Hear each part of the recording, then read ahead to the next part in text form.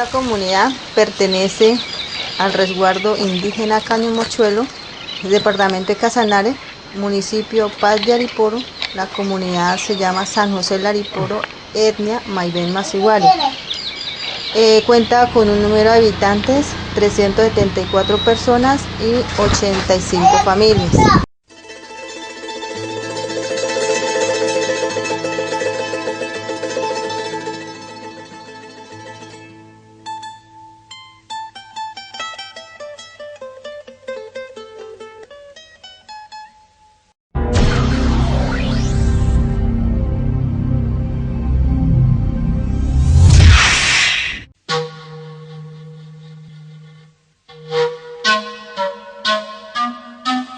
Yo creo que se debe reconocer la etnoeducación con todo lo que implica el término, porque pues es la ruta, ¿no? Es la ruta que nos marca de cómo debemos de comportarnos, sobre todo en estos pueblos, en estas comunidades que son bien vulnerables. Se debe de mirar que precisamente para eso es que nos preparamos desde la educación para que tengamos un comportamiento bien acertado frente a lo que nos viene de afuera, frente a lo que viene desde la ciudad, de lo que viene, lo que tiene que ver con tecnologías, lo que tiene que ver con las infraestructuras que son pensadas muchas veces desde afuera sin tener en cuenta el pensamiento étnico o la cosmovisión o con la cultura de cada pueblo. Hablamos de lo urbano como aquello que va surgiendo con más fluidez y con más rapidez como el desarrollo. Hablamos de lo rural como las estancias lejos de la ciudad que nos ayudan a nosotros a entender, por ejemplo, qué es el campo, qué diferencias tiene una ciudad con un campo. La etnoeducación busca preservar los valores étnicos, los valores de las comunidades, específicamente con lo que tiene que ver en el aspecto indígena, preserva. Eso hace la etnoeducación en medio de estos lugares que se llaman resguardos indígenas, hoy en Caño Mochuelo, hoy en San José del Ariporo, mañana en otro resguardo y así como vayamos investigando. Pues digamos que no hay ningún afecto tanto de afuera, sino que también hay parte y parte, que es, también hay como, ahí tiene debilidades. ¿Por qué? Porque ahí, digamos, no hay claridad como se debe ser. Y digamos, ahí está como desequilibrado la educación en lo rural, ¿no? Eso es lo que se evidencia en cuanto a la educación de acá.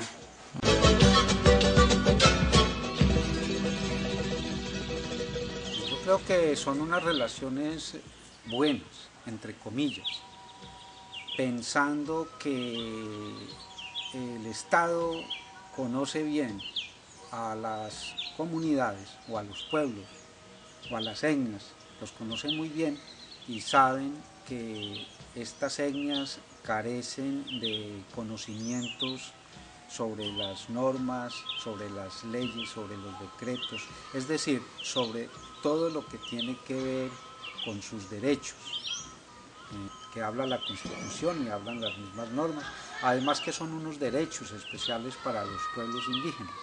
Yo creo que las instituciones del Estado, llámese alcaldías, llámese Ministerio del Interior, llámese SENA, FUPAT, Acción Social, todas estas instituciones de alguna manera pretenden cumplir en alguna medida con los derechos, pero en lo que tiene que ver más bien pensando en la ignorancia de esos derechos por parte de los pueblos.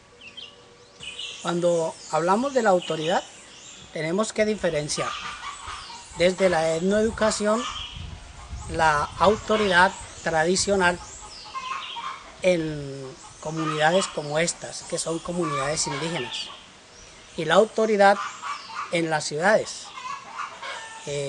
presidente, gobernadores, alcaldes. Aquí dentro de la comunidad se vive esa estancia, pero en diferentes circunstancias que tiene la comunidad y que tiene la etnia.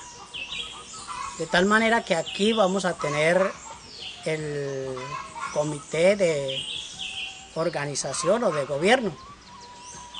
En otras comunidades tenemos el capitán, que está relacionado con el gobernador de el resguardo.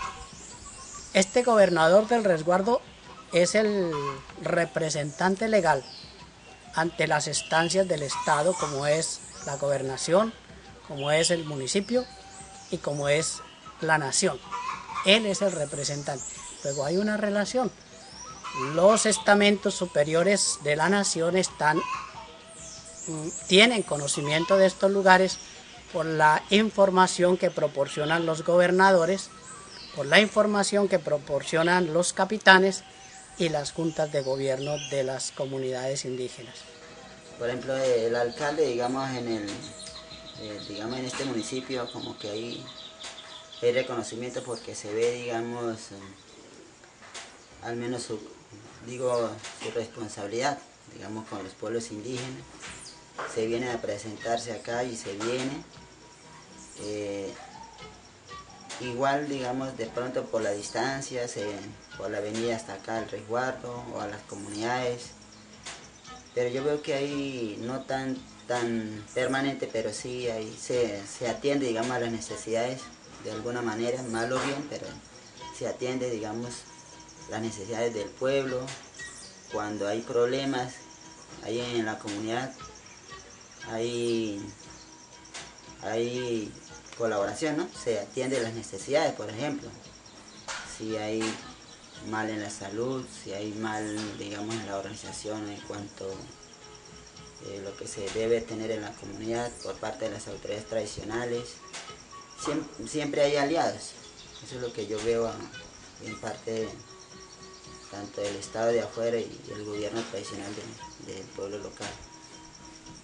Bueno, a veces autoridades de, por ejemplo, de otras partes, como por ejemplo el Ministerio de Interior de Justicia, como alcaldía, gobernadores de departamentos, a veces no hay como consultas previas o acercamientos, por ejemplo, plan de desarrollos, o de pronto por desconocimiento, por la distancia que se encuentra aquí en el resguardo de Cañomechuelo, muy lejanas las distancias, a veces no hay como mayor respeto con esas autoridades acá en la comunidad de San José de Ariporo, como por ejemplo estar pendientes.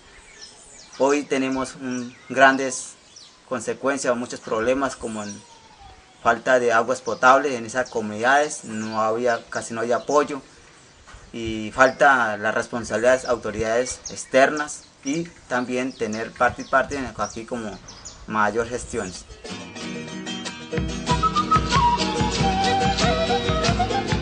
Sí, yo creo que la etnoeducación es muy importante para conservar, para revitalizar la cultura de los pueblos que en estos momentos se está contaminando, se está perdiendo. En este sector de Cañomochuelo o en el resguardo indígena de Cañomochuelo, digamos de que hay 14 comunidades, hay 10 pueblos con 10 lenguas y 10 costumbres diferentes. Entonces, digamos que de algún modo la cultura de cada pueblo se está contaminando con esa relación, se está erosionando. Y con eso ayuda también los elementos que trae el Estado, digamos construcciones de una escuela que no van con el caso. Digamos que una escuela debe construirse con el pensamiento de los nativos, de acuerdo a la oralidad. Todos sabemos de que los nativos, los indígenas, no son comunidades de leer y escribir, son más de la oralidad, son más de la práctica, son más de la lúdica, del campo. de la atención y la mirada y la puesta de atención a lo que nos rodea, todos esos elementos del paisaje que nos rodea, y sobre eso debe basarse la educación indígena propia, sobre todos los elementos que construyen toda esa territorialidad, que hacen parte de la cultura, de las costumbres, de los rituales, de las ceremonias. En fin, yo creo que es muy importante la etnoeducación, que es la ruta, que es el camino para que los pueblos construyan su propia educación, una educación indígena propia, que armen el currículo escolar, que armen las mallas curriculares, que armen esa ruta que es supremamente urgente y necesaria para no caer en la contaminación, primero de los otros pueblos y en la contaminación de los agentes externos que hacen parte del Estado. La etnoeducación sí es importante para revitalizar la cultura. En los procesos etnoeducativos, el estudiante, el maestro, el profesor, el instructor, lo que buscan es que arraiguemos en nosotros, en el corazón, los valores étnicos, los valores ancestrales, los valores tradicionales que traemos de origen. Luego, la tarea nuestra es como hacer que nuestros indígenas reconozcan eso, la ley de origen. Desde su ley de origen vayan construyendo. ¿Construyendo qué? Construyendo su propio modus vivendi. Quizá esa es la importancia que tiene la etnoeducación en esta tarea.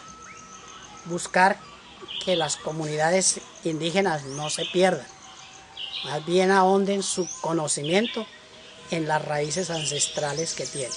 Pero yo diría que hay que es como fortalecer, aunque tenemos la cultura propia, hay que seguir practicando, hay que seguir investigando, hay que seguir dialogando con los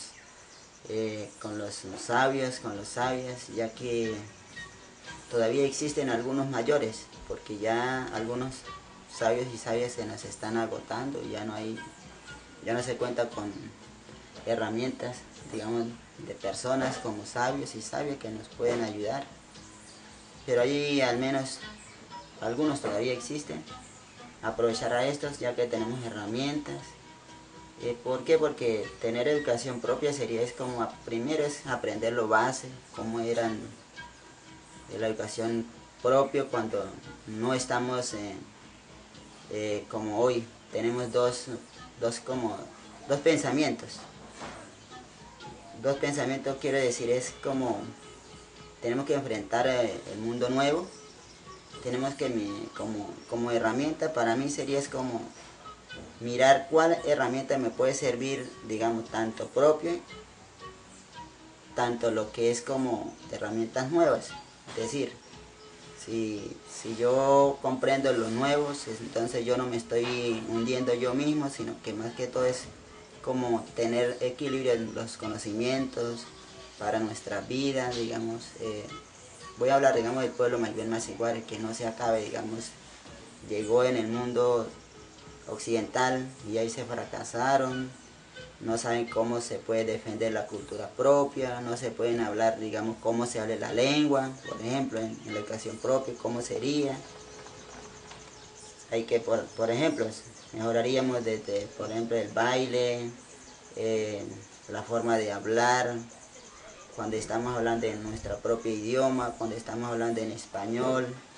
Es como mirar eso, ya que hablamos en educación, etnoeducación. O sea, aprender también del mundo occidental, también saber 100% en lo que es de uno y 100% al menos, o 98% de lo que es occidental. La costumbre es el número uno de cada pueblo.